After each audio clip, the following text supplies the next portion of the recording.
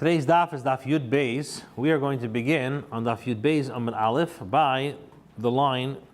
The line starts with Shalei. The third word, Gufa. Gufa. Now the Gemara returns to discuss the matter itself. If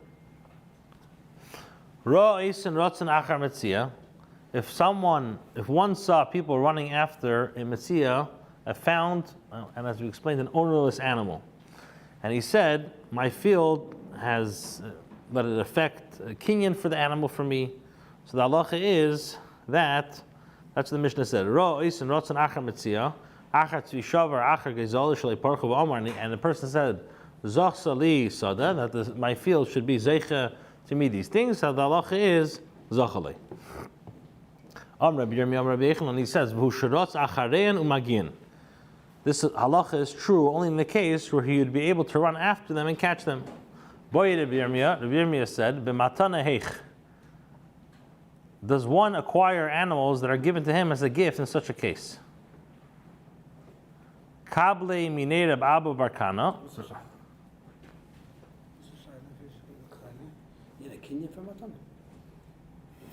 Let's say the owners want to be makneh to, let's say, the balasada with matana through kinyan chotzer. Okay, so now he says like this: Kabli minei Rab Abu Barkana.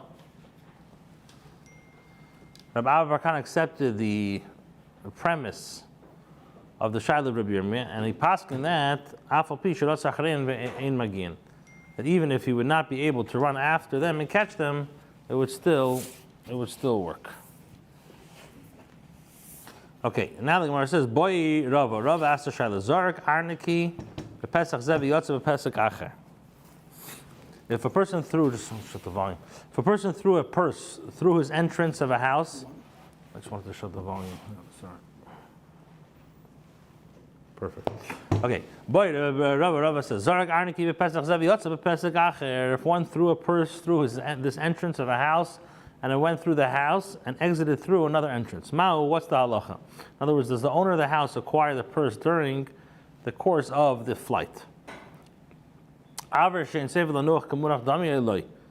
We say an item in the airspace of a courtyard that will not eventually come to rest, in the chutzner itself, is it regarded as though it has come to rest or not? So the Papa said to Rava,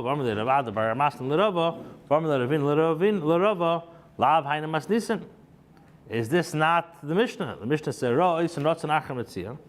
if one saw people running after a Mציעא, an ownerless animal, and he says, my field has affected kinyan for this animal, the halacha is, it is kaina. So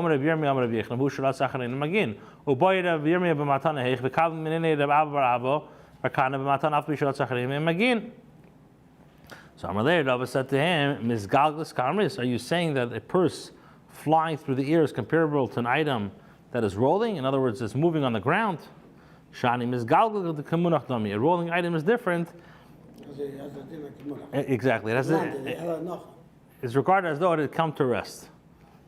In other words, at any given instant throughout the movement, the item rests on the ground. Therefore, exactly, yeah, we had this in the Kluta Kamishun Chadami. Yeah, we had this a few times. Okay, now the Mishnah is going to continue to speak about the halachas of a Mציעא, and continue different halachas. Okay, Mציעah's benoi ubitei aktanim, with regard to the found item of one's minor son or daughter. In other words, you have a Mציעא item that they found. The bitei or bitei aktanim, the minor's daughter or the minor's son or daughter found a Mציעא. Mציעah's avdi v'shichosei aknanim, Mציעah's ishtei, or let's say they found the found item of a knani or a maidservant, or the Mציעah found by his wife. So the halacha is in all these cases, harei elu shaloi. They are his. Mציעah's bunay ubitei akdenim, with regard to the found item of one's adult son or daughter, or Mציעah's avdi v'shichosei ivrim, or the found item of a, thank you very much, of a Hebrew slave or a maid servant, Metziah ishtay shegersha, or let's say Metziah of his ex-wife, but even though he did not give her a ksuba yet, the halach is elu shalahen. They are theirs. It belongs to them. Amar Shmuel says, "Mipnei ma amru Metzias katan la'aviv." What is the reason the Chacham said that the found item of one's minor son or daughter belongs to the father? It's because the katan does not intend to acquire for himself, because when he finds it, he runs with it to his father and does not retain it in possession. Okay, so now the Gemara says, "Remember the Savar Shmuel katan lesle schil and Hashem diraisa." Is this to say that Shmuel holds that a katan does not have the capability of acquiring property for himself minatera? But we learned in a brisa, haseicher es apel, with regards to a person who hires a salaried laborer. So he hired a pale to harvest his field. Yilakit b'nei acharav, the son of this pale, may glean fallen stocks from behind the laborer. Like all poor people have the right to the stocks left in the field. Now, again, if one hires a laborer as, let's say, a sharecropper, so whether the laborer receives, let's say, 1/2 or the shlish of the revia, or 1/3 or 1/4 of the produce, lo yilaket b'nei acharav, his son may not glean stocks after him, as the laborer himself is considered a partial owner of the field and is not considered poor. Rabbi Yossi says, "Benkach u'benkach yilaket b'nei v'ishta acharav." In both cases, the laborer's son and his wife may glean after him. Or Mashma alach Rabbi Yossi. And Shmuel says the halach is a Rabbi Yossi. Now, if you say that a minor has the capability of acquiring property for himself, so then Shmuel's opinion is understood. Because when the son gleans stocks, he gleans them for himself and acquires them. And the father acquires them as a gift. Since the katan has no property on his own, he has the status of a poor person and it's permitted for him to glean stocks.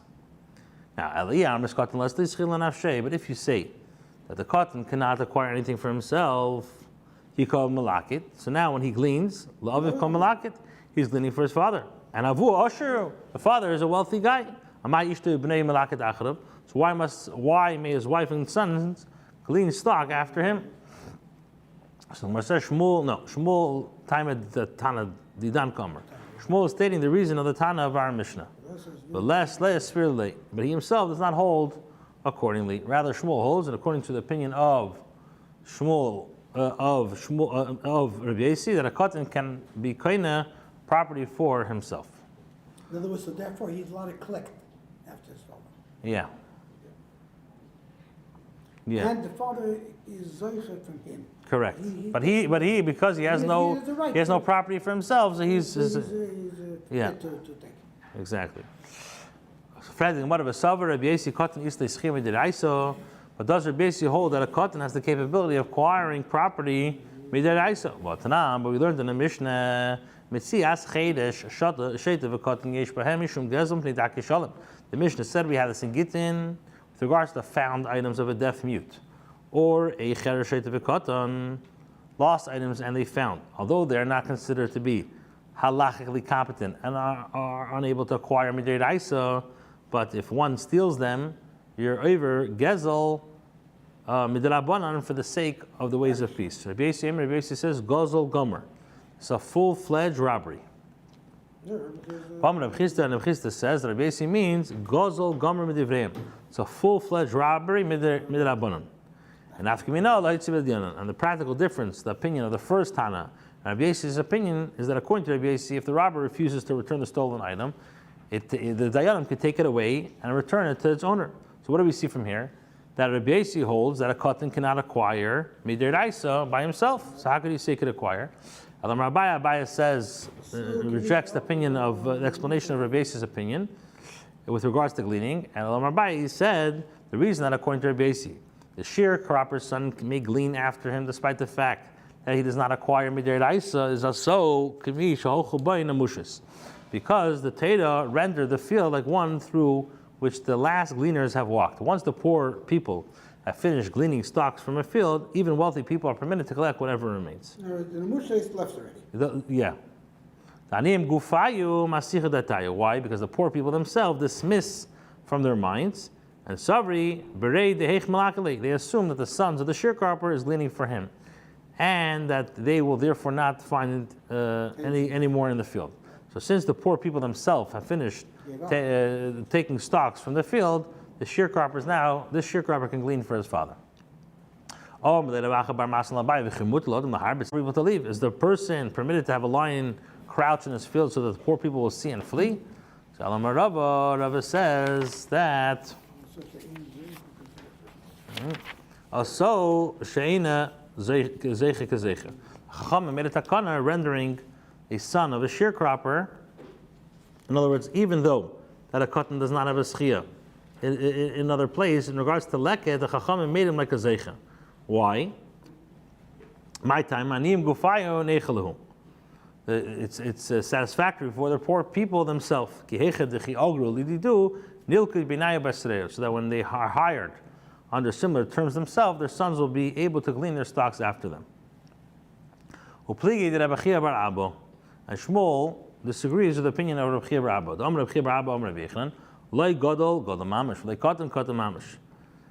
The word katan in the Mishnah is not gadol does not refer to a gadol, and the minor is not referring to a minor.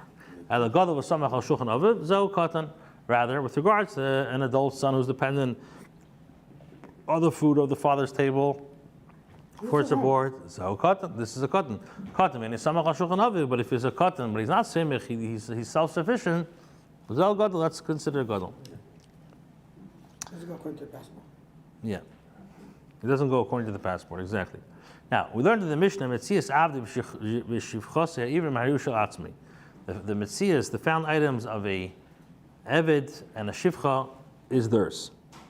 For the Gemara, Amai, why does it not belong to the master? Amai le'yek peil, let the slave be considered a laborer. V'atani Metzias peil Atzmi, the found item of a laborer. In other words, Metziah belongs to him and not to the employer. When do we say this? When do we say this? When the employer told the laborer to perform specific tasks. He said to him, weed for me today, till for me today. Since the employer specified the task that he hired the laborer to perform, and the task did not include finding lost items, the laborer has the right to the items that he found himself. Raisa says, but if the employer said to the laborer, work for me today, without specifying the nature of the work, Metzias lebalabayis, the found item is the employer's, as finding ownerless items is included within the general category of work. Since a Eved Ivri is duty bound to perform all types of labor for his master, why doesn't his master acquire all items that he finds? And here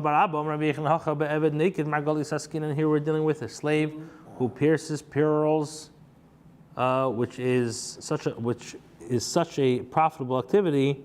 The master does not want to transfer him to another line of work, even for a moment. Therefore, his status is like of a laborer who is hired to perform a specific task.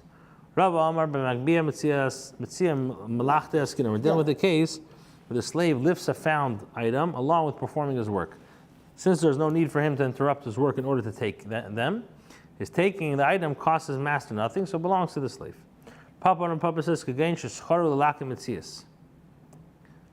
so an item found by a laborer belongs to the employer only in a case where you hired him specifically to collect found items. Now, what are the circumstances in which one would hire a person to find ownerless items? The akbai agma bekivari, the case where a lake flooded its shore with fish, and after the water calmed down, the fish remained on the shore. One would hire laborers to gather those fish. Now, the Mishnah taught an item found by a shivcha belongs to hers. What are the circumstances of the maidservants? If she brought 2 cyrus, so then my boy gabe. Why is she with her master? We know that once she reaches adulthood, she is freed. And if she did not bring shtei cyrus, if her father is still alive, The found item is her father's. Of, and if her father is not still alive, of, she should have gone free with the death of her father. Rish Lakish says,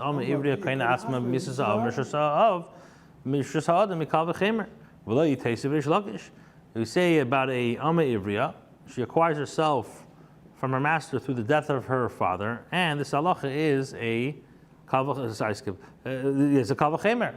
So my answer, I made a mistake. But wasn't it the opinion of Rish Lakish refuted? It's not accepted as halacha. The Gemara says, "Nema mahai nami tevet tiyufta." Let us say that there is a conclusive tiyufta of his opinion from the Mishnah as well. In other words, if a Hebrew maidservant is free once her father dies, there's no possible situation where this maidservant who finds a Metziah itself acquires it for herself. So the Gemara says no. La'ilam, rather, perhaps it's actually referring to a case where the father is alive. And what is the meaning of they are theirs? To exclude her master. The maidservant acquires the found item, and through her, the father acquires it. The Mishnah says, Metzias Ishtei. See, the found item of his ex-wife, whom he divorced, belongs to her, even though he didn't give the ksuba. So the Gemara says, Girsha Pshita. Obviously, if he divorced her, it's obvious that the item is hers. Why does the Mishnah specify it? So the Gemara says, we're here talking about a case where she's divorced, but she's not divorced. Anytime that the Chacham say she's divorced, but she's not divorced. How is it possible divorce? Not divorced? What happened? He sent a shliach and the shliach to get to him yet. To get to yet what? How is it? Not divorced, not divorced. So what does that mean?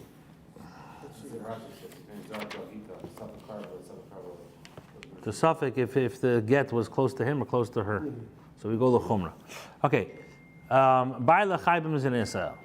So therefore, Chum instituted a takanan that an item found by a wife belongs to her husband, and that this right is he is chayav to provide sustenance for her. Therefore, you could think that the reason here too, since the husband is still obligated to provide for his wife, he retains the right to items that she founds. Now, the Gemara says, what is the reason that the Chacham said that an item found by a wife belongs to her husband? It's so that she should not be subject to her husband's being upset due to the fact that he is supporting her and she keeps the item that she finds. Here, however, let there be animosity. He should resolve the uncertainty and finalize the divorce as soon as possible. And this Eva will help them reach the goal. Exactly. So we'll keep the sinner. Okay. Time is it? A little bit more. Okay. All right. We'll stop here.